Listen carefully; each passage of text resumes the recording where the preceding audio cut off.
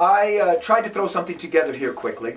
Today I'm going to address this post that I got online. It's concerning, as far as I can tell, references to God or the divine in United States law. And while this post doesn't overtly object to it, I would say that there are definitely some anti-God undertones here. It says, "Did you know the original Constitution of the United States that was ratified in 1789 had only one reference to religion? Article 6. No religious test shall ever be required as a qualification to any office or public trust under the United States." Well, what is a religious test? How do you establish a test in the first place? How would you go about it? With rules. A list of rules. No religious test shall ever be required as a qualification to any office or public trust under the United States. Well, what are they wanting to do when they want to become officers? They want to work under the law. What is the law? The law is a list of rules that are in constant force and are to always be applied to these people who are under them. So the law itself is a religious test. The law itself is a religious test. The law itself is a religious test. How is God evaluated by believers or potential believers? By what's written about him, by what's said about him, and what do people typically talk about? God's reputation, what God does, what God did, what God might do, and it's all based on rules and policy. God says, "Thou shalt," or "Thou shalt not," right? And after that, you have this whole subsequent parade or stream of followers, believers, objectors. It doesn't matter, but it all comes down to the rules and an acceptance or a denial thereof, doesn't it? The law itself is a religious test. The law is a religion itself. It's a religion of legislation. It is a list of rules, not so unlike the Ten Commandments, for instance, in its fundamental dynamics. It is a list of rules that determines the expectations of performance for those people congregating under its directives. God has his list, the United States has theirs. But I would like to point out that the Constitution was signed initially when it was presumed to have been made legal and valid by over 50 wig-wearing, powder-puffing guys of questionable moral background in the year of our Lord.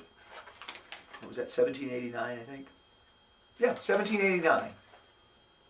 One thing that I have pointed out many times in the things that I write is that if you want me to believe that the Founding Fathers were these political geniuses that had this foresight and vision to create a document so stable and so powerful, but yet they overlooked their unanimous endorsement of Christ being their Lord. And people say, well, it doesn't say that. It clearly does. Look, right in between the last lawful section of the Constitution and right before where they sign their names affirming that we agree with this, you'll find that quote, "in the year of our Lord." Now that means something. People today can try and reinterpret it to mean whatever they want, but I'll tell you clearly, with 15 minutes of research on Google or go to an encyclopedia, you're going to find out exactly who that Lord is. That Lord is none other than the Christ of biblical fame. And it's just a tiny little gem in the Constitution, isn't it? But the ramifications for including the Lord in the law, there's no limit to it. There just isn't. The next thing here is the de facto motto of the United States, adopted as part of the Great Seal of the United States, by an act of Congress in 1782, e pluribus unum, or e pluribus unum, out of many, one. Congress changed it 174 years later, in 1956, to "In God We Trust." Okay, so what? They did that. if you look at this original de facto model, out of many, one. This place was never one, and the people were never one. The first wave of pilgrims, according to history, were Christians wholly dissatisfied with the way the king was operating his shop in England. So they came over on 3 wooden boats and said, we've had it with that guy. We're going to go over there, and we just want to live in peace. We want to worship without religious persecution. The second wave of settlers were capitalists who had their eye on the king's throne, but knew that they didn't have the muscle to get it. So they came over and they started seducing Christians to kind of see things their way. When they started getting their commerce and their trade business off the ground, the king took notice, because all of a sudden these weren't just political pariahs and thorns in his side. All of a sudden they're showing signs of productivity. And he's going, wait a minute. Those guys they're making money now, and they're wanting to sell stuff in my kingdom? So the king naturally thought, well, you guys are still under my authority, so you have to pay me taxes. I'm entitled to something. And he was right. Technically, he was right. So the capitalists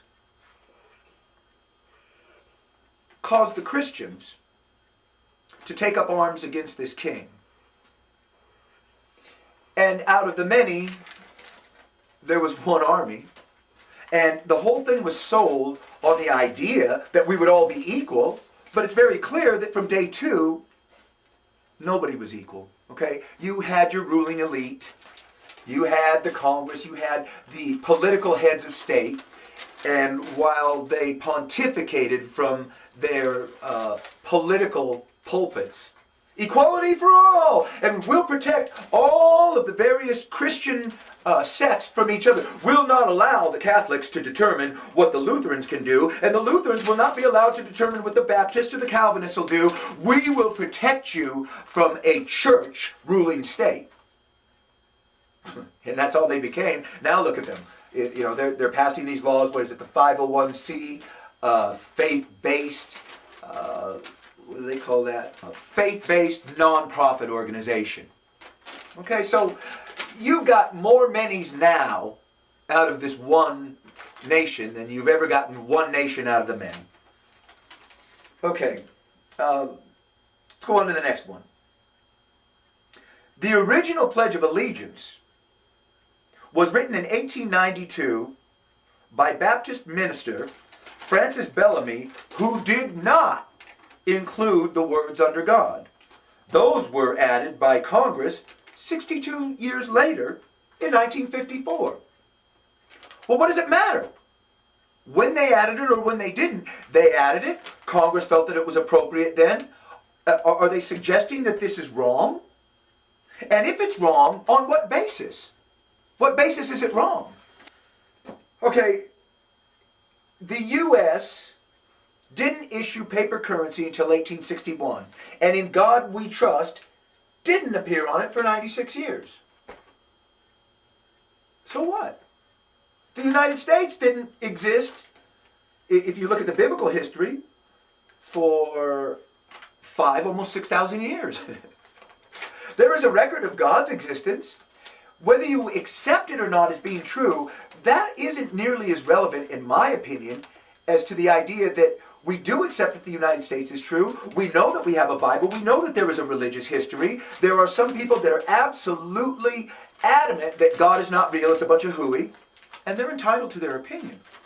But all I would ask is that, okay, if you really believe that, can you come forward with something that really proves that it's wrong? Because what I see in the world is that in any number of nations, countries, regions, you will find people that have some belief in some sort of spiritual communicative guide. Someone who has intervened, an invisible being that speaks to them, and they can speak back, and it's a reciprocal relationship. But the people of today just believe it's hooey. Well, I wonder why. Maybe those beings that are communicating with people, maybe they aren't talking to the people of today in the same way that people of today and yesterday don't talk to people that they don't like very much. Why would you hang out with a bunch of jerks? You got a bunch of people that say, oh, I don't believe that even exists, before they have any relevant or substantial evidence to the effect supporting what they're saying. They just deny that it's real because it's not happening for them.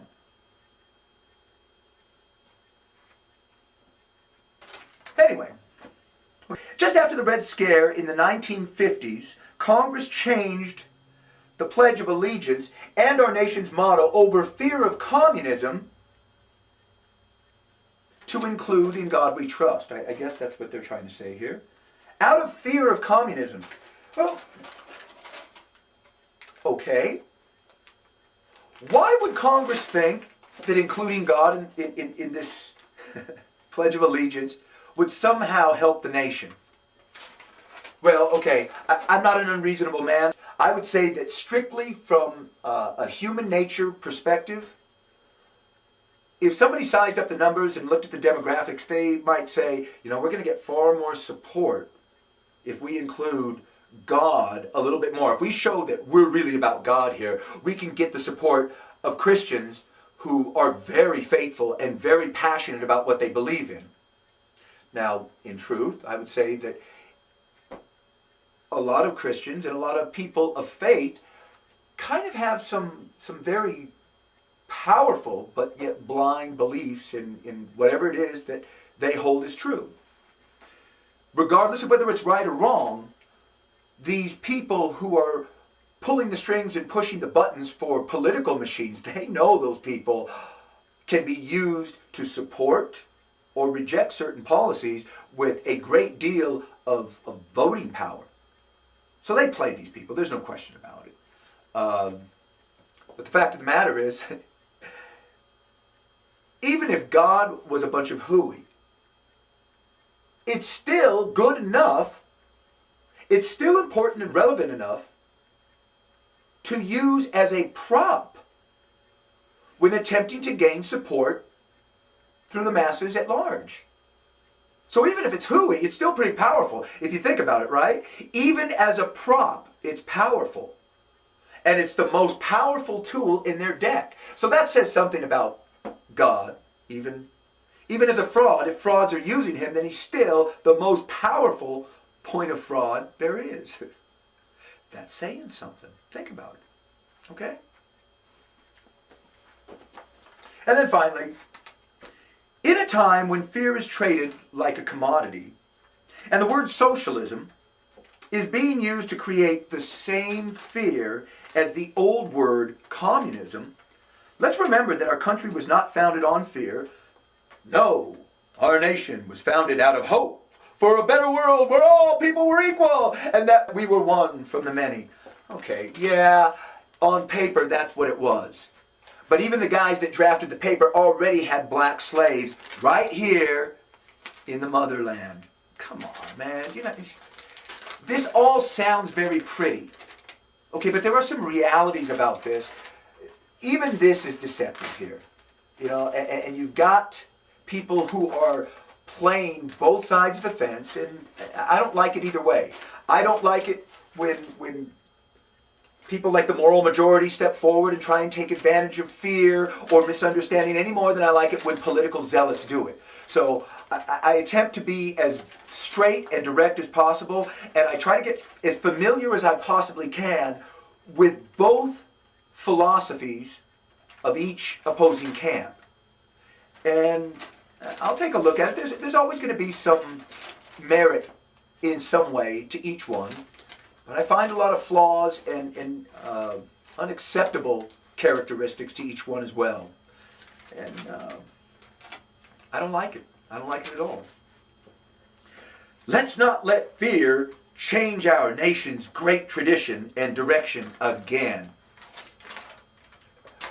Come on, man. Why aren't they talking about the Japanese people who were hardworking, contributors to the economy who had a proven track record that they were with the United States. They weren't living in Japan.